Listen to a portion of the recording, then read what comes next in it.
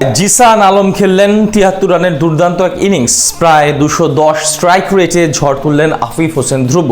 এক ম্যাচ পরই দারুণভাবে কামব্যাক করলো টিম টাইগার্স। ব্যাটিং বোলিং দুই বিভাগেই নেপালকে ধসিয়ে দিয়ে তুলে নিল অসাধারণ এক জয়। বুঝিয়ে দিল কেন তারা টুর্নামেন্টে অন্যতম ফেভারিট। নেপালের বিপক্ষে বাংলাদেশের এমন জয় নিয়ে বাকিটা জানবো রিপোর্ট।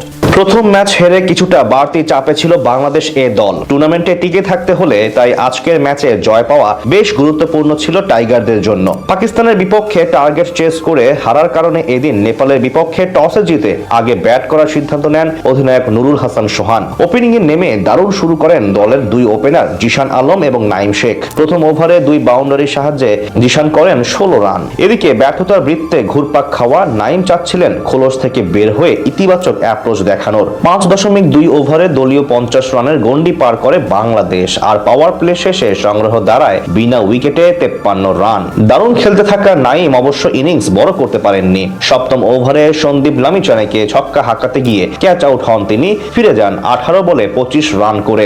তবে এক প্রান্ত আগলে রেখে দারুণভাবে ব্যাট চালাতে থাকেন জিসান আলম। দশম ওভারে কুশাল ভুট্টালকে বাউন্ডারি মেরে মাত্র ৩৪ বলে অর্ধশতক পূরণ করেন তিনি। এরপর আরো বেশি বিধ্বংসী হয়ে ওঠেন জিসান। ১২তম ওভারে দীপেন্দ্র সিংকে টানা ২ বলে ২টি ছক্কা হাঁকান, যথাক্রমে মিড অফ ও মিড উইকেটের উপর দিয়ে। শেষ পর্যন্ত মাত্র ৪৬ বলে ৭৩ রানের নান্দনিক ইনিংস খেলে বিদায় নেন এই ব্যাটার, যেখানে ৪টি চারের বিপরীতে ছিল ৫টি বিশাল ছক্কা।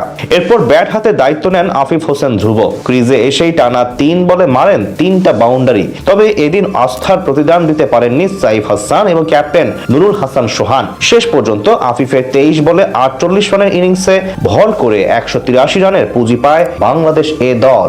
জবাব দিতে নেমে শুরুটা ভালো করতে পারেনি নেপাল। দ্বিতীয় ওভারে বল করতে এসে তাদের ব্যাটিং অর্ডারে প্রথম আঘাত হানেন পেসার হাসান মাহমুদ। তার বলে ক্যাচ দিয়ে মাত্র ১২ রান করে সাজঘরে ফেরেন ওপেনার কুশাল ভুটাল। তবে প্রাথমিক ধাক্কা বেশ ভালোভাবেই সামলে নেন আরেক ওপেনার আসিফ শেখ এবং লুকেশ বাম। তাদের ৩১ রানের জুটি ভাঙেন স্পিনার রকিবুল হাসান। তার বলে অঙ্কনের হাতে ক্যাচ দিয়ে বিদায় নেন লুকেশ।